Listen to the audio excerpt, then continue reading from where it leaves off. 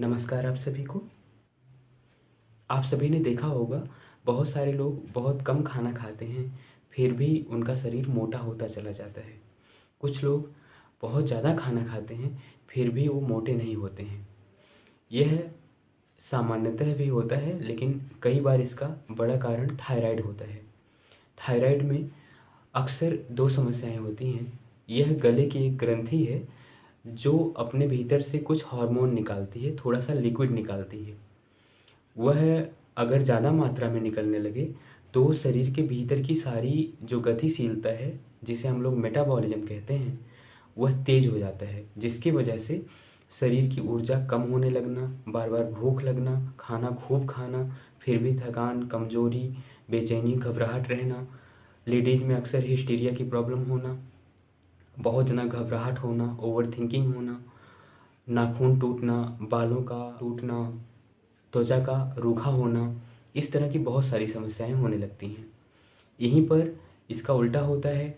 जब थायराइड की क्रियाशीलता, जो थायराइड ग्रंथि है, इसकी क्रियाशीलता कम हो जाती है तो उस कंडीशन में भी शरीर का मेटाबॉलिज्म स्लो हो जाता है। शरीर कम खाना खाएं तो भी मोटा होना, खूब ज़्यादा भारी हो जाना, फिर भी चक्कर आना, कमजोरी लगना, त्वचा और बालों की समस्याएं होना, पीरियड्स की प्रॉब्लम होना। लेडीज में अक्सर पीरियड्स अनियमित हो जाया करते हैं।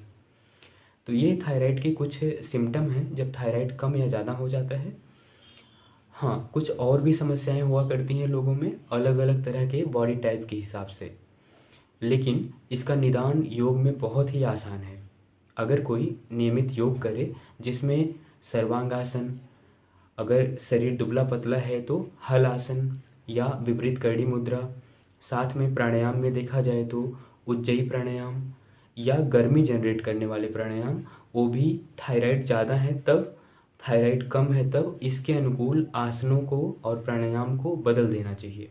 साथ ही साथ ध्यान की भी कुछ पद्धतियां हैं जिनमें अपने विशुद्धि चक्र पे, क्योंकि ये प्रॉब्लम गले की है और गले की प्रॉब्लम को ठीक करने के लिए विशुद्धि चक्र पे ध्यान, जो कि हमारे भीतर के पॉइजन को दूर करता है। तो योग की साइकोलॉजी मानती है कि थायराइड होने का बहुत बड़ा कारण है दिल और दिमाग का तालमेल ना होना, क्योंकि दिल और दिमाग के बीच में गला होता है और गले में ही थायराइड होता है।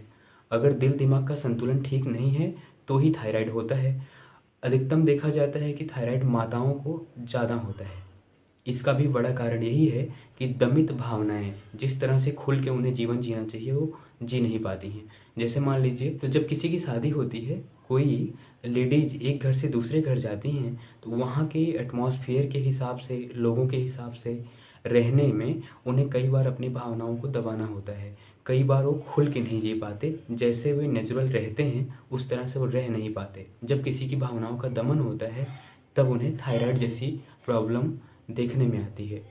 इसको दूर करने के लिए भावनात्मक और मानसिक संतुलन बहुत ज़रूरी है, जो कि प्राणायाम ध्यान से बहुत आसानी से संभव होता है।